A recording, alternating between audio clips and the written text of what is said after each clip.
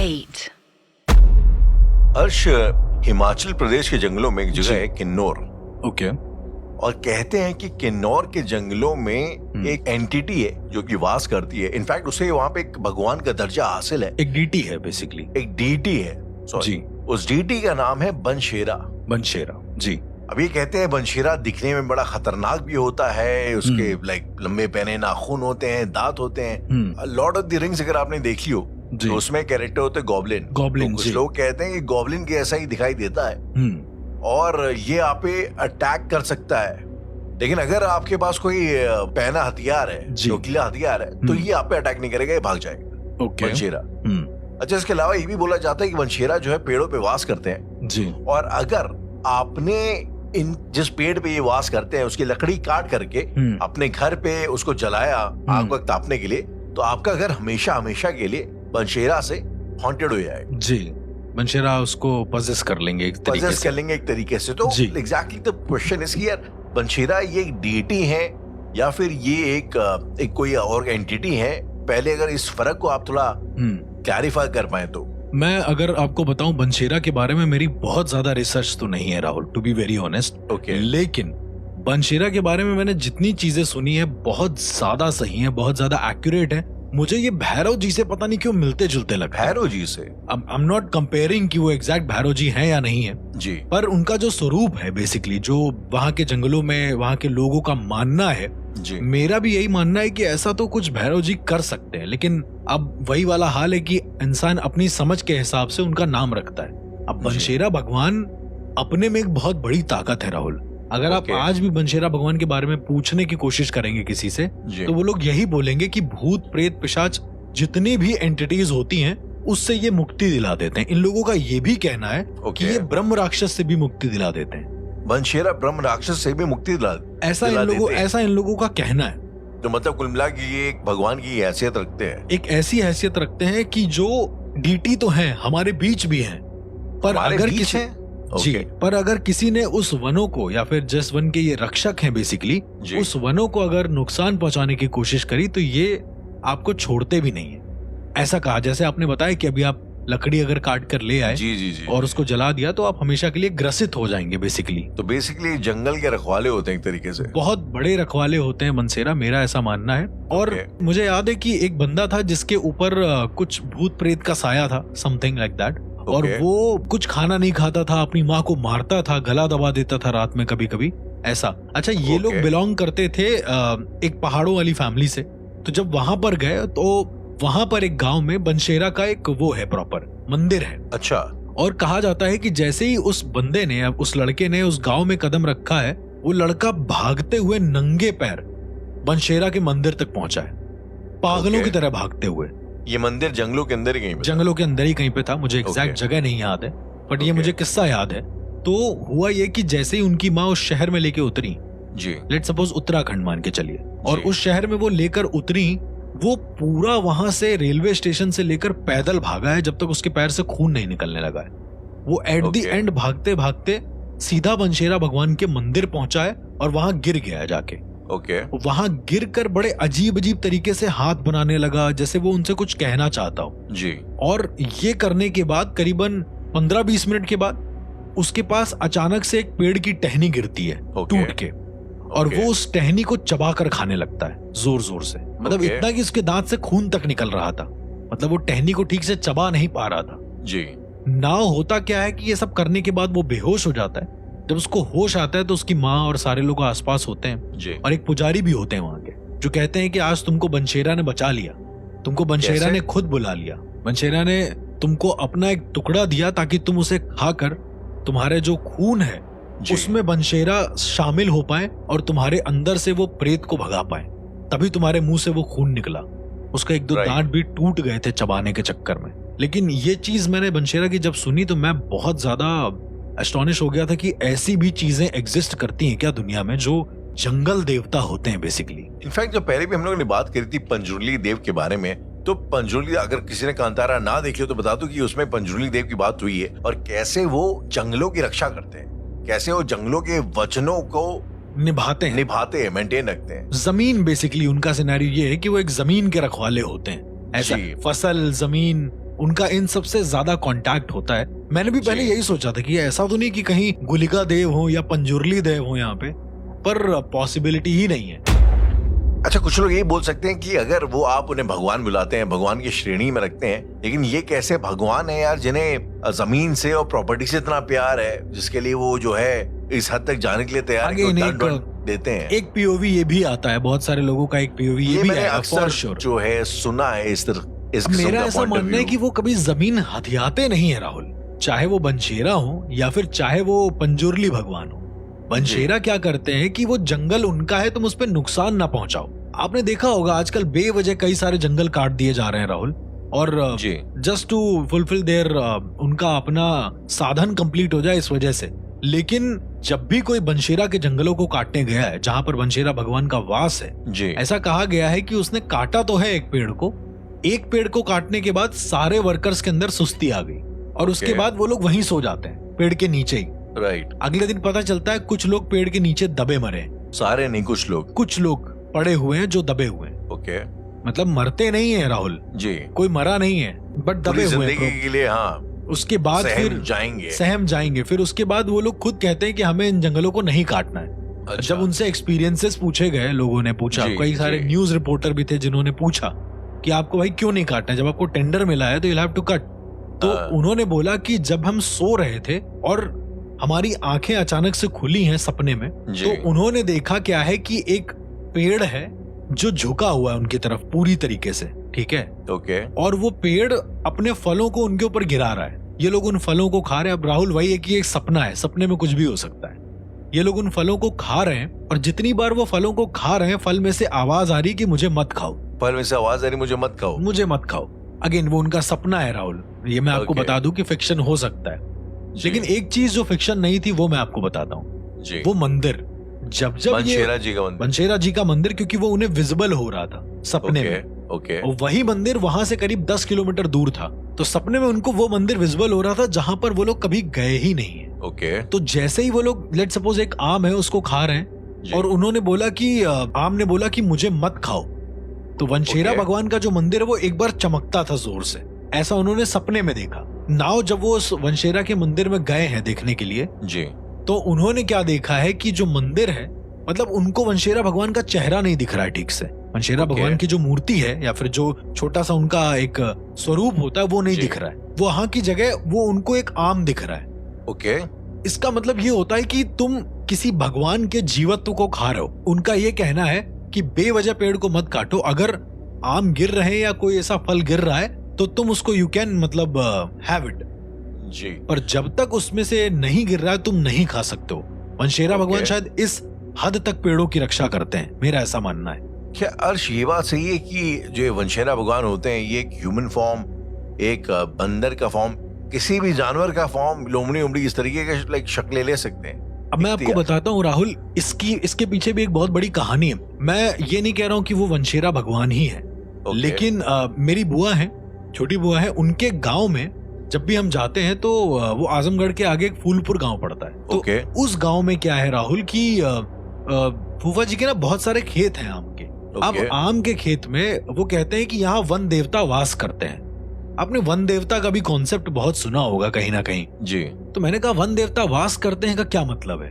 उन्होंने कहा एक दिन रात को अकेले निकल जाना, तुमको समझ में आ जाएगा। और मैं रात को राहुल अकेले निकल गया एक दिन। मैं क्या देखता हूँ कि 2 सांप हैं जो आपस में लिपटे हुए और साथ साथ चल रहे हैं। मतलब वो एक सांप नहीं है, वो 2 सांप है बेसिकली। अब रात के अंधेरे में थोड़ा देख पाना मुश्किल था, बट जितनी मेरी अंडरस्टैंडिंग थी मैंने देखा। अर्श, क्या आपने ये सुना है कि कई बड़े बुजुर्ग लोग कहते हैं कि अगर आपका रास्ता सांप वगैरह काट जाए तो कुछ अच्छा होने वाला होता है, कुछ अच्छा होने वाला होता है। शायद ये उसकी एक निशानी थी। उस समय थोड़ी ऐसी रात भी थी जहाँ पर चांद की रोशनी बहुत पड़ती है, पूर्णिमा की रोशनी आप मान के चलें।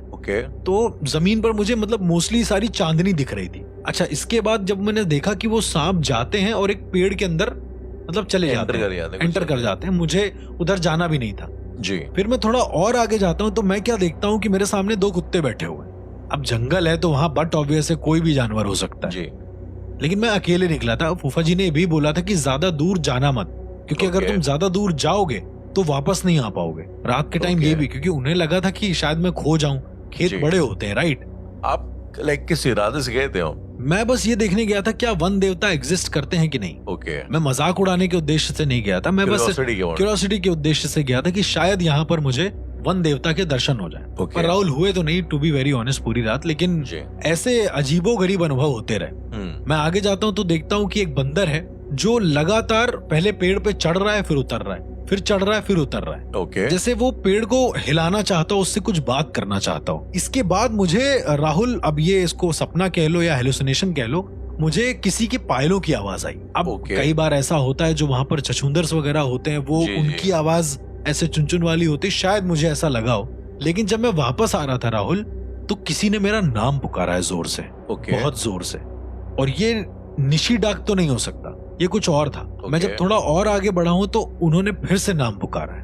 ये बकायदा नाम लेके आपको बुला रहे हैं? बकायदा मेरा जो पूरा असली नाम है वो लेकर बुला रहे थे, विद गोत्र, गोत्र के साथ, विद गोत्र। ओके। ये कौन हो सकता है जो गोत्र के साथ? अच्छा, मैंने पलटना जरूरी नहीं समझा राहुल, क्योंकि अगर मैं पलट जाता तो शायद चीजें बहुत बुरी हो जाती। मैं और आगे जाने लगा तो मुझे ऐसा लगा कि कोई आदमी है राहुल जी, जो मेरे पीछे कुंडल जो होते हैं कान के, वो पहन के चल रहा है। और ये मुझे सिर्फ हेलुसिनेट हो रहा है, एक्चुअली में ये हो नहीं रहा था। मैं थोड़ा और आगे जाता हूँ तो मुझे ऐसा लगा कि कोई आदमी हाथ में कंगन पहन के चल रहा है। साफ साफ पता चल रहा था कि मेरे साथ साथ कोई चल रहा है। राहुल, अगर आप एक पेस पे चलते हैं तो आपको समझ में आता है कि आपके पैर की आवाज है, लेकिन जब उसके साथ साथ एक और पैरों की आवाज होती है तो आपको डबल डबल सुनाई देता है। राइट। ठीक है, मेरे साथ भी वही हो रहा था। मैं जब वापस आया हूँ और मैंने फूफा जी को बुलाया है जी, तो उन्होंने मुझसे कहा कि तुम ठीक हो। वो पहले मुझे 5 मिनट तक देखते रहे, फिर उन्होंने मुझसे बोला कि तुम ठीक हो, तुम्हें कोई दिक्कत तो नहीं हुई?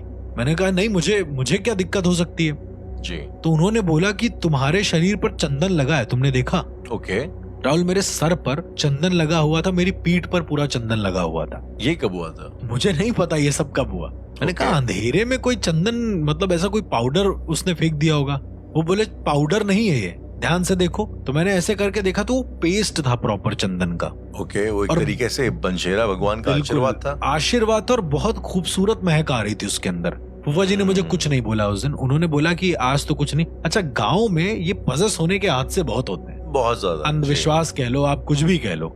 तो 2 केसेस सामने आए। जब वनशेरा भगवान के मंदिर हम लोग गए, वो वन देवता बुलाते हैं बेसिकली, वनशेरा नहीं बुलाते हैं उनको। ओके। कि हमारे वन देवता है, हमारे क्या बोलते हैं, रक्षक हैं। अच्छा, अगर आपसे सवाल करूं, कुछ दिनों पहले मैंने एक डॉक्यूमेंट्री देखी थी नेटफ्लिक्स पे, और वो डॉक्यूमेंट्री थी द ड्रेडेड क्रिमिनल वीरप्पन के ऊपर। ओके। अब वीरप्पन इतने साल के उसके करियर में, उसके क्रिमिनल करियर में वो जंगलों में ही रहा। उस जंगलों में उसने हजारों हाथी मार डाले, उस जंगलों में उसने करोड़ों की चंदन की लकड़ी की तस्करी कर डाली जी।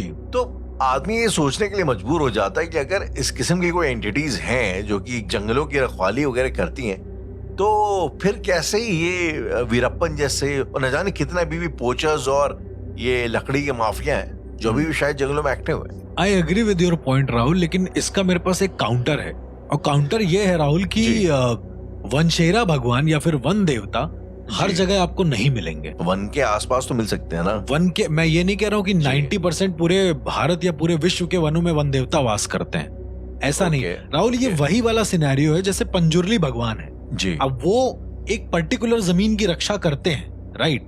अब ऐसा तो है नहीं कि इंडिया की कोई जमीन बिक नहीं रही है, उसके बाद जी बिक रही है। लेकिन जहां पर कहा जाता है कि भगवान का आशीर्वाद ज्यादा होता है, वहां पर वन देवता वास करते हैं। जहां पर ऊपर वाले ने वो नियुक्त किया होता है कि यहाँ पर होने ही हो।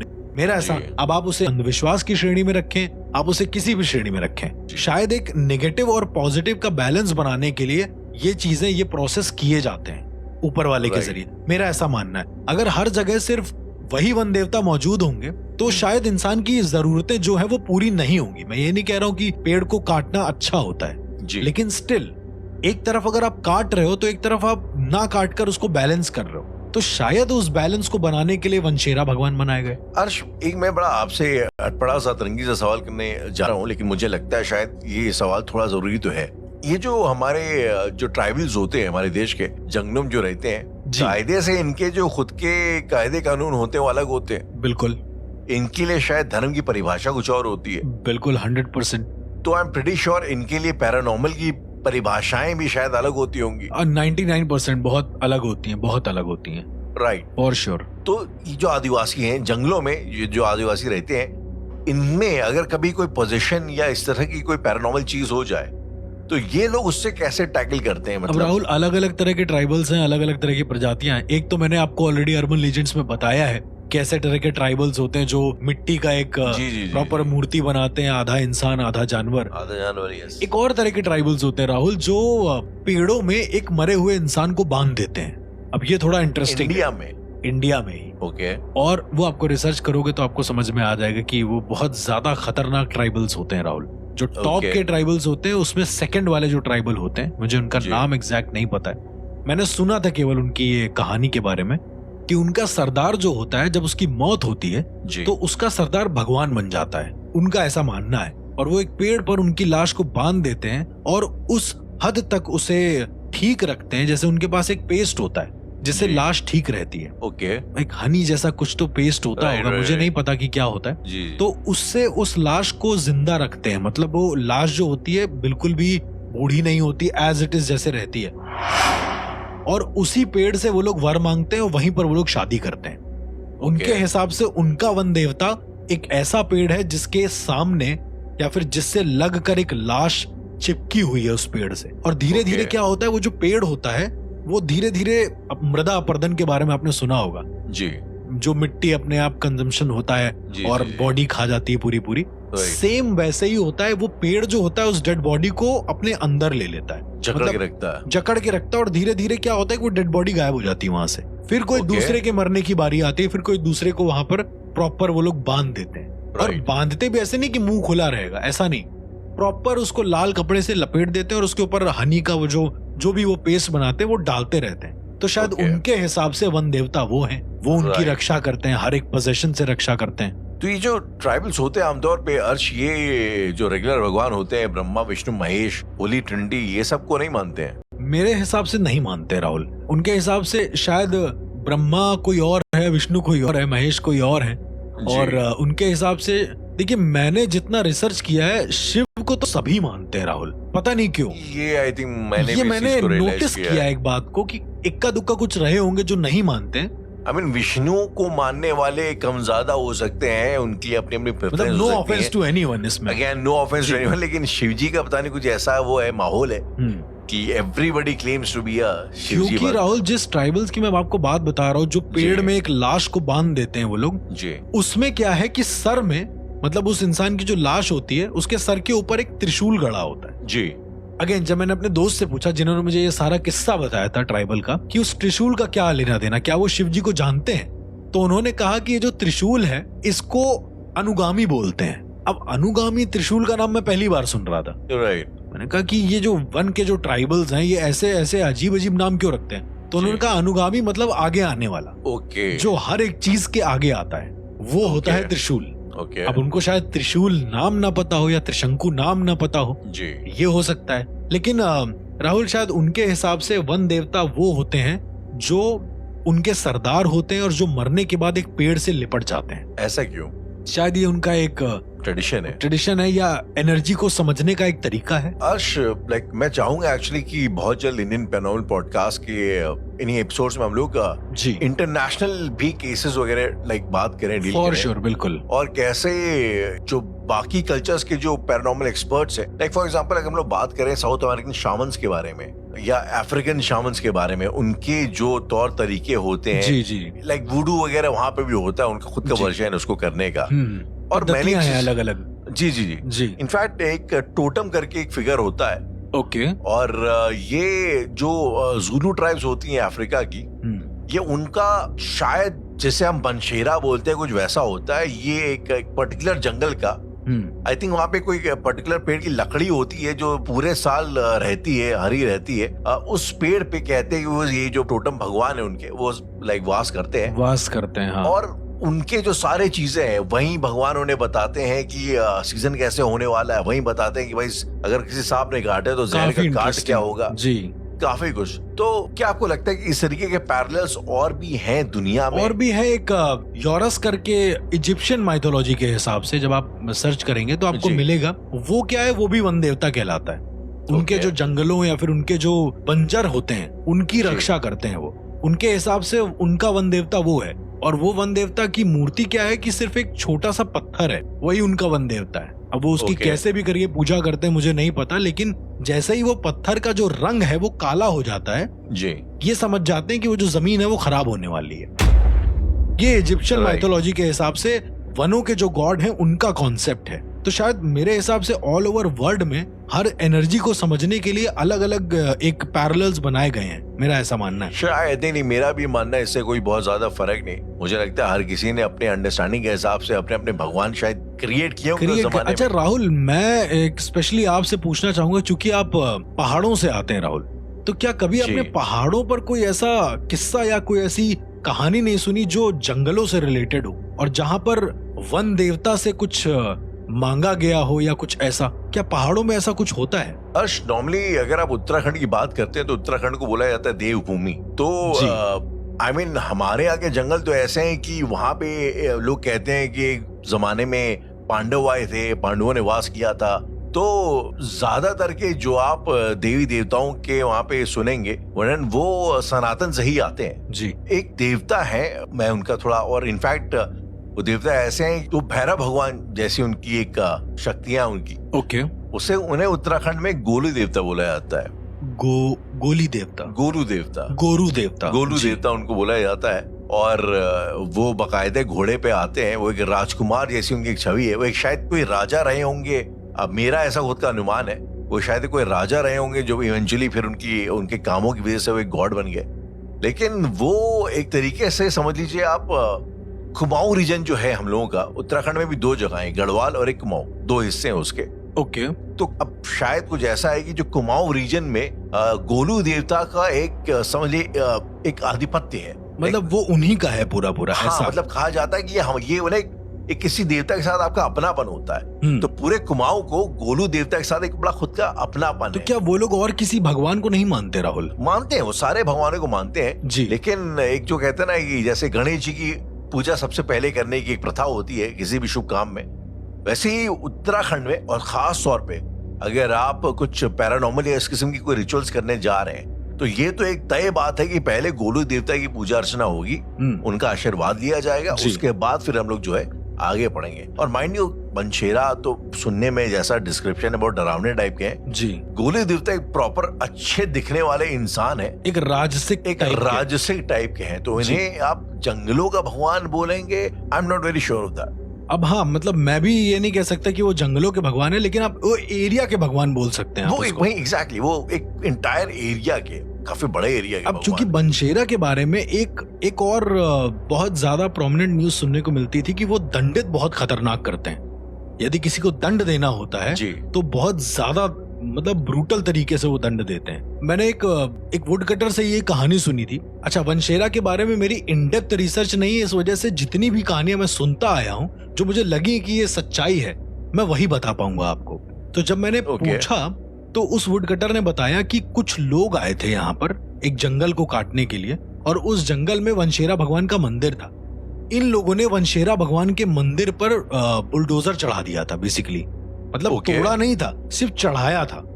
वो आधा अभी भी बना हुआ था मंदिर, और शायद उसकी मेकिंग चल ही रही थी। और बुलडोजर चढ़ाने के बाद वो वुड कटर बताता है कि उस जो टेंडर लिया था जिस बंदे ने, उसके साथ साथ जिसने टेंडर दिया था जी, ये दोनों लोगों की मौतें जंगल में हुई। और जंगल में कैसे हुई? उसी जंगल में राहुल, जब दूसरे दिन वो वुड कटर आता है या फिर, और ये ऐसा नहीं है कि 10 दिन का टाइम ले लिया, अगले ही दिन की बात है। शायद वो लोग साइट देखने आए होंगे या कुछ ऐसा।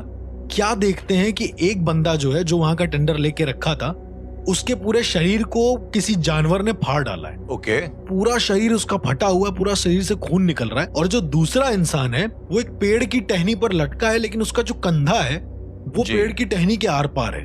मतलब उसका जो कंधा है वो सिर्फ कंधे के सहारे एक पेड़ से लटका हुआ है और मर गया है। अच्छा, दोनों की जीभ बाहर है पूरी तरीके से। वो उन्हें फांसी पे लटकाएंगे? कुछ भी हो सकता था राहुल, लेकिन इतना ब्रूटल एक रात के अंदर कोई किसको कैसे मार सकता है? तो मार कर पेड़ पे लटका भी देगा, और लटका भी देगा बड़े रिफाइन तरीके से। उसके शोल्डर में एक टहनी घुसी हुई थी राहुल। ओके।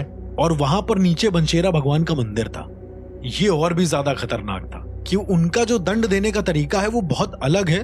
और जैसे भैरव भगवान जो होते हैं वो बिना सोचे समझे अगर आपने कुछ गलत किया है तो आपको दे देंगे दंड। एक बार को जो भोलेनाथ है वो थोड़ी देर के लिए चुप हो सकते हैं, लेकिन मेरा ऐसा मानना है जो वनशेरा भगवान है वो भूत प्रेत पिशाचों के लिए तो ऑलरेडी बहुत ज्यादा कारगर हैं। वो तो 2 मिनट में चीजें सही कर देते हैं, ऐसा मैंने सुना है। और क्योंकि अब मैंने ज्यादा केस नहीं देखे इसलिए उसके बारे में मैं डिस्कस नहीं करूंगा, लेकिन वो दंड देने के मामले में भी सबसे आगे हैं, ये मुझे कंफर्म पता था। और शायद वनशेरा भगवान के बारे में आज तक किसी भी इंडियन पॉडकास्ट में इतनी ज्यादा बात हुई नहीं है जो हॉरर पॉडकास्ट है, मेरा ऐसा मानना है। अर्श, मुझे लगता है कि कितना जरूरी है हम बाकी तमाम ऑडियंस के लिए कि इस तरीके की जो एंटिटीज, इस तरह की जो डीटीज हैं वनशेरा टाइप की, जो गांव के भगवान हैं, उनके बारे में जानना बिल्कुल बहुत जरूरी है। आई थिंक मुझे लगता है कि जो फिल्म आई थी Kantara, which by the way was an amazing movie, amazing, मुझे लगता है कि उस फिल्म ने एक बहुत बड़ी सर्विस करी है इन जनरल हमारे कल्चर के लिए। बिल्कुल बिल्कुल, ऐसे नुआंस, मतलब ऐसे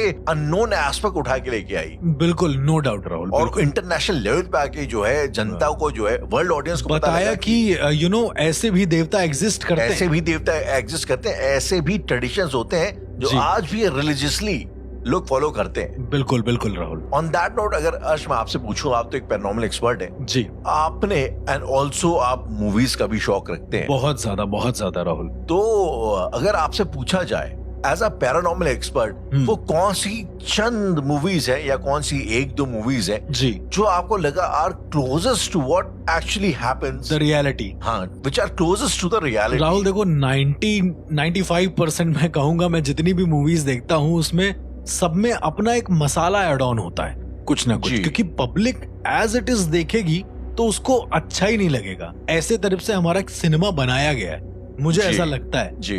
हल्का फुल्का मसाला बहुत जरूरी होता है, लेकिन राहुल कुछ ऐसी फिल्में हैं जो मेरे जहन में आज भी घर कर गई हैं कि इतनी डीप रिसर्च करने के बाद वो मूवी बनाई गई हैं, और उन मूवीज में जो मैंने देखा है एक्चुअल में रियल एक्सॉर्सिज्म या रियल भूत भगाने का तरीका वही होता है।